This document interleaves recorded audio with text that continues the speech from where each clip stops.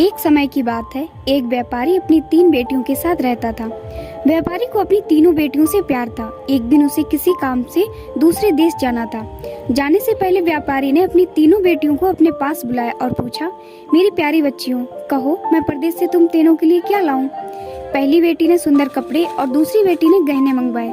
तीसरी बेटी, जिसका नाम ब्यूटी था, उसने अपने पिता से कहा कि वह उसके लिए एक गुलाब का फूल ले आए।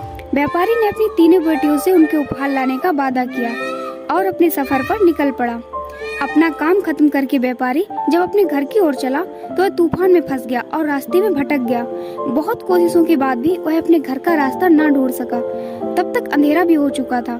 तभी अचानक उसकी नजर एक रोशनी पर पड़ी जो दूर एक महल से आ रही थी। व्यापारी ने सोचा शायद महल में उसे रात बिताने की जगह मिल जाए, इसलिए वह उस तरफ चल पड़ा। जब व्यापारी महल पहुंचा तो महल में कोई भी नहीं था। उसने हर तरफ देखा लेकिन उसे महल में कोई नहीं मिला। आश्चर्य की बात थी कि खाने की मेज पर कई प्रकार के स्वादिष्ट व्यंजन रखे हुए थे, परंतु उन्हें खाने वाला कोई नहीं दिख रहा था। भोजन को देख व्यापारी की भूख और बढ़ गई थी, इसलिए उसने भरपेट खाना खाया और एक कमरे में मुलायम गद्दों पर सो गया।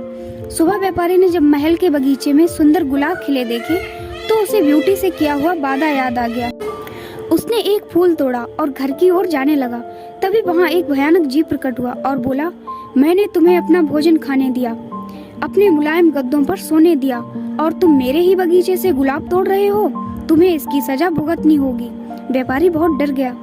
कांपते हुए बोला, मुझे माफ कर दो मुझे मत मारो। यह गुलाब मैंने अपने लिए नहीं तोड़ा, अपनी बेटी के लिए तोड़ा था।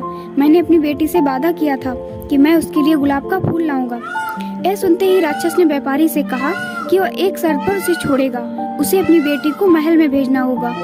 डरा और घबराया हुआ व्यापारी अपनी बेटी को भेजने का वादा कर वहां से चला गया। घर पहुंचकर व्यापारी ने अपनी बेटियों को सारी बात बताई और ब्यूटी से माफी मांगते हुए कहा, अपनी जान बचाने के लिए मुझे उस समय कुछ समझ नहीं आया और मैं राक्षस से वादा कराया। मुझे माफ कर दो ब्यूटी, अपने स्वार्थी पिता को माफ कर दो। ब्यूटी ने अपने पिता के गले लगते हुए तसल्ली दी, आप बिल्कुल परेशान ना हो पिताजी, मैं आपका किया हुआ वादा जरूर निभाऊंगी। ब्यूटी जब महल पहुंची तो बहुत घबराई हुई थी। राक्षस का भयानक चेहरा देखकर वह बहुत डर गई, लेकिन राक्षस ने उसका खुले दिल से स्वागत किया। राक्षस ने उसे रहने के लिए अपने महल का सबसे अच्छा कमरा दिया और जब ब्यूटी आग के सामने बैठकर कढ़ाई करती तब राक्षस उसके पास घंटों तक बैठा रहता और उसे निहारता रहता। धीरे धीरे दोनों को एक दूसरे का साथ अच्छा लगने लगा और वे अच्छे दोस्त बन गए। अब वह दोनों सारा दिन एक दूसरे से बातें करते और खुश रहते। राक्षस को ब्यूटी बहुत अच्छी लगती थी और वह उससे शादी करना चाहता था, लेकिन डरता था कि ब्यूटी एक राक्षस से कभी शादी नहीं करना चाहेगी। बड़ी हिम्मत जुटाकर एक दिन उसने ब्यूटी से अपने दिल की बात कहने का फैसला किया। जब वह ब्यूटी के पास पहुंचा तो देखा कि ब्यूटी अपने पिता को याद करके बहुत उदास है। उससे ब्यूटी की उदासी देखी नहीं गई और उसने ब्यूटी को एक जादुई शीशा दिया जिससे वह अपने पिता को देख सके। ब्यूटी बहुत खुश हुई, लेकिन जब उसने अपने पिता को देखा तो वह बहुत बीमार थे। यह देख ब्यूटी ने राक्षस से अपने पिता से मिलने की इच्छा जताई। राक्षस ने उसे पिता से मिलने की इजाजत दे दी और 7 दिन में वापस आने को कहा। ब्यूटी ने तय समय में आने का वादा किया और अपने घर चली गई। ब्यूटी को सामने देख व्यापारी खुश हो गया और जैसे जैसे उसे पता चला कि राक्षस देखने में भले ही क्रूर हो, लेकिन वह दिल का बहुत ही नेक और दयालु है, व्यापारी की सेहत और सुधरती गई। परिवार से मिलने की खुशी में 7 दिन कब निकल गए ब्यूटी को पता ही नहीं चला।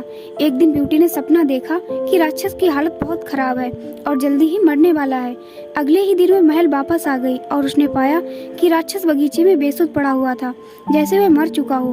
ब्यूटी उसे देखते ही रो पड़ी, तुम मुझे छोड़कर मत जाओ, मैं तुमसे बहुत प्यार करती हूँ और मैं तुमसे शादी करना चाहती हूँ। मैं अपनी सारी जिंदगी तुम्हारे साथ बिताना चाहती हूँ। जैसे ही ब्यूटी ने यह शब्द कहे, एक रोशनी ने राक्षस को ढक लिया और जब रोशनी गायब हुई तो भयानक और क्रूर दिखने वाला राक्षस एक खूबसूरत राजकुमार में बदल चुका था। राजकुमार ने बताया कि एक दुष्ट जादूगरनी ने उसे एक राक्षस बना दिया था और सच्चे प्यार से ही उस जादू को तोड़ा जा सकता था।